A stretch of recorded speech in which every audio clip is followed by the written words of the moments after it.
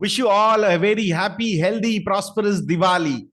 तीन सेक्टर के बारे में आज हम बात करने वाले हैं फॉर द नेक्स्ट 1 डिकेड या फिर नेक्स्ट 10 दिवालीज भी हम यहाँ पे बोल सकते हैं। पेटीएम मनी पे मुझे इनवाइट किया गया था आज, तो वो जो डिस्कशन हुआ था वहीं से मतलब एक जिस्ट मैं आप लोगों को वहां पे बताना चाहूंगा। सो 3 सेक्टर पे हमने मेजरली बात की और वो सेक्टर आने वाले 10 सालों के लिए, 10 दिवालियों के लिए काफी अच्छे लग रहे हैं ऐसा मुझे लगता है। तो उन सेक्टर्स में कौन से स्टॉक्स है जिसपे भी आपकी नजर होनी चाहिए, उसके बारे में भी डिस्कशन करेंगे। ये कोई डायरेक्ट एडवाइस नहीं रहेगी। 3 सेक्टर के पहले नाम बता देता हूं, नहीं तो आपको लगेगा बहुत टाइम ले रहे नाम बताने के लिए।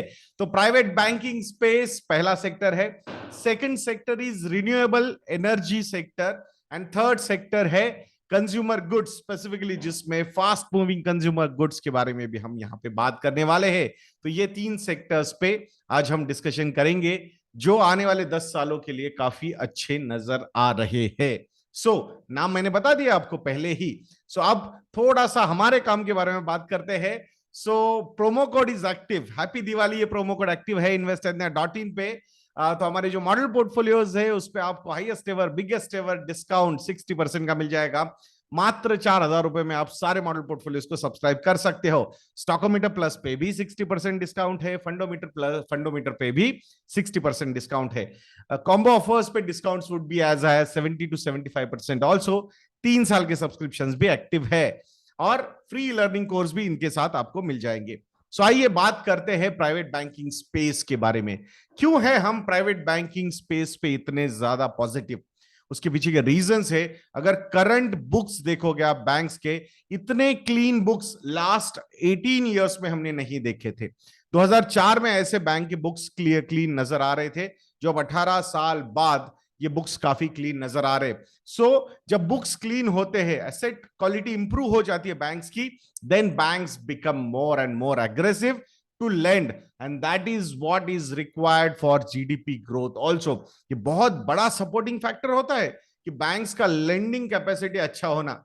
लास्ट 4-5 सालों में जो क्लीन अप चल रहा था, उसकी वजह से बैंक का जो पहला ऑब्जेक्टिव था कि बुक्स क्लीन करना, नेक्स्ट ऑब्जेक्टिव इज ग्रोथ। अब बुक्स क्लीन हो गए हैं, now they will start focusing more and more on growth, and that's why अगर हम एक्सपेक्ट कर रहे हैं 3 ट्रिलियन डॉलर की इकोनॉमी, पहले 5 ट्रिलियन डॉलर होगी, and now there are some figures which are coming out to be 30 trillion dollar also, कि हमारी इकोनॉमी हो सकती है इन नेक्स्ट 20-25 ईयर्स।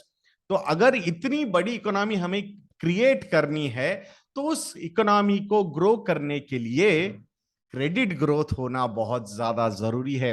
कोई भी इकोनॉमी दुनिया की जो डेवलप्ड हुई है, वहां पे देख लीजिए क्रेडिट ग्रोथ यानी कि लोन्स की ग्रोथ बहुत इंपॉर्टेंट होती है, जो अब हम यहाँ पे करने वाले हैं ऐसा लग रहा है। And that's why this is one space we should be focusing.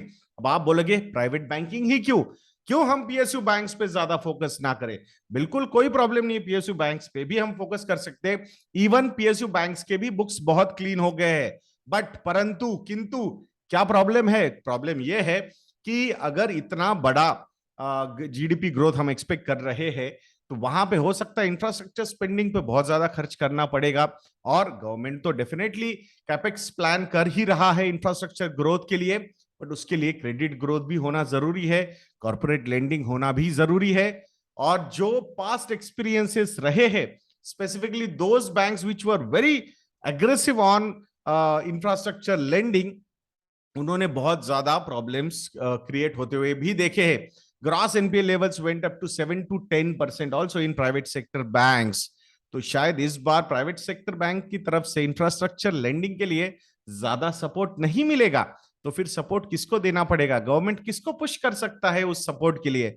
वो कर सकता है पीएसयू बैंक्स को पुश कर, सपोर्ट के लिए पुश कर सकता है। और नॉर्मली इस पुशिंग में एनपीएस भी क्रिएट हो सकते हैं, क्योंकि इंफ्रास्ट्रक्चर लेंडिंग में स्पेसिफिकली जहां पे लैंड एक्विजिशन की बातें आती है, वहां अगर इनिशियली प्लान में कुछ गड़बड़ हो गई और डिले हो गए प्रोजेक्ट्स, तो आईआरआर जो होते हैं प्रोजेक्ट्स के, वो काफी ज्यादा बिगड़ जाते हैं। और जब वहां पे चीजें बिगड़ जाती है, तो एनपीएस क्रिएट हो सकते हैं, और उन एनपीएस को थोड़ा सा कंट्रोल में लाने के लिए प्रोविजनिंग बैंक को करनी पड़ सकती है। Then objective of growth compromise भी हो सकता है। ध्यान जो है क्रेडिट ग्रोथ, लोन ग्रोथ या बैंक के ग्रोथ से ज्यादा बैंक के जो लोन्स दिए उनको रिकवर करने में ज्यादा लग सकता है, और वहीं पे प्रॉब्लम क्रिएट होते हैं।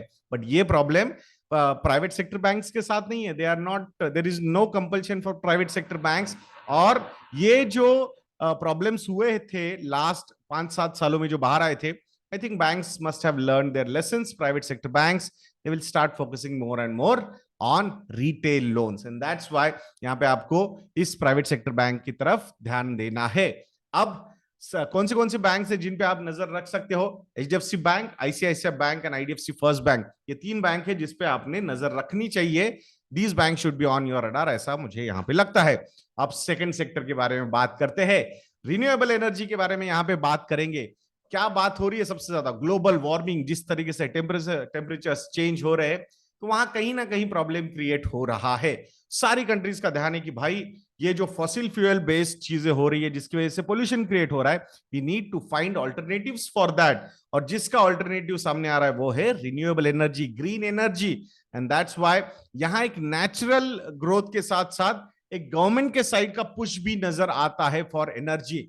प्लस ये जो शिफ्ट हो रहा है फ्रॉम ऑटोमोबाइल इंडस्ट्री की, जो फॉसिल फ्यूल हम यूज करते थे उसकी जगह अगर इलेक्ट्रिक व्हीकल्स आएंगे तो वहां पे भी एनर्जी की डिमांड रहेगी। तो ये दो लीवर से ग्रोथ के लिए जो इस सेक्टर को इस पे फोकस कर रहे हैं। अब इस सेक्टर में अगर हम बात करते हैं तो we can not deny that this is a capital intensive industry, कि जहां पे कैपिटल अच्छा खासा रेज करना पड़ सकता है। सो स्ट्रांग पेरेंटेज वाली कंपनीज पे आपने नजर रखनी चाहिए यहाँ पे, जैसे कि टाटा पावर एक स्ट्रांग पेरेंट है, टाटा ग्रुप, टाटा सन्स उसके प्रमोटर है।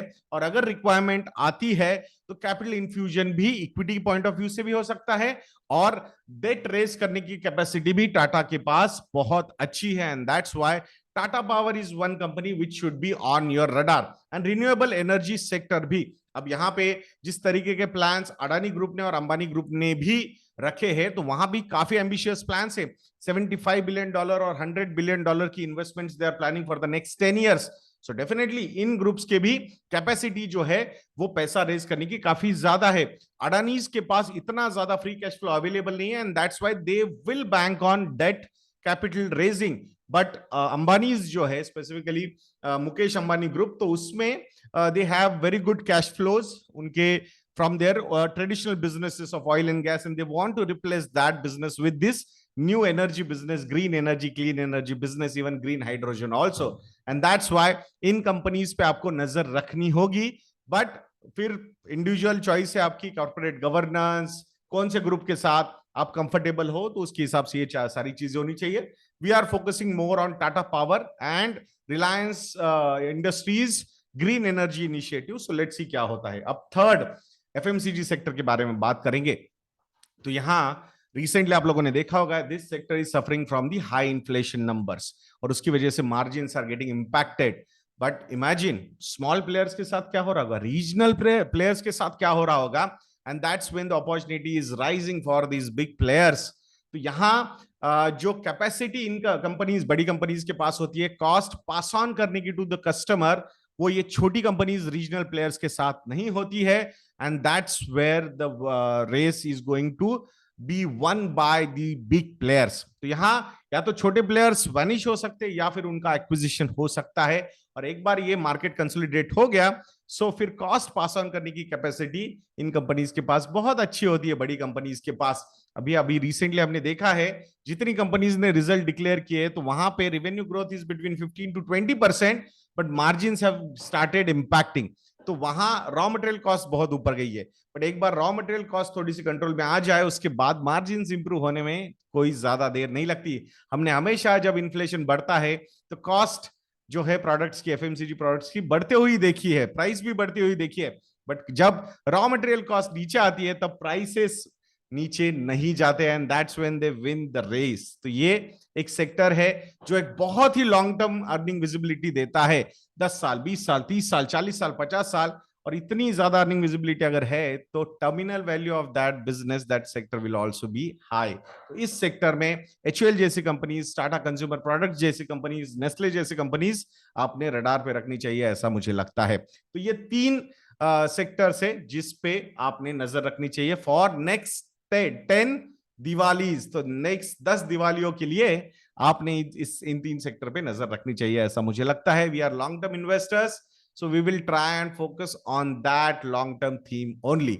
सो investindia.in को विजिट करके हैप्पी दिवाली ये प्रोमो कोड यूज करना मत भूलना। Attractive discounts offer, highest ever, biggest ever sale is on. Visit कीजिए investindia.in को। आशा करता हूं आप जरूर हमारे रिसर्च प्रोडक्ट को सब्सक्राइब करोगे। वीडियो को लाइक करना, शेयर करना, चैनल को सब्सक्राइब करना मत भूलना। नेक्स्ट वीडियो में मिलते हैं। जय हिंद।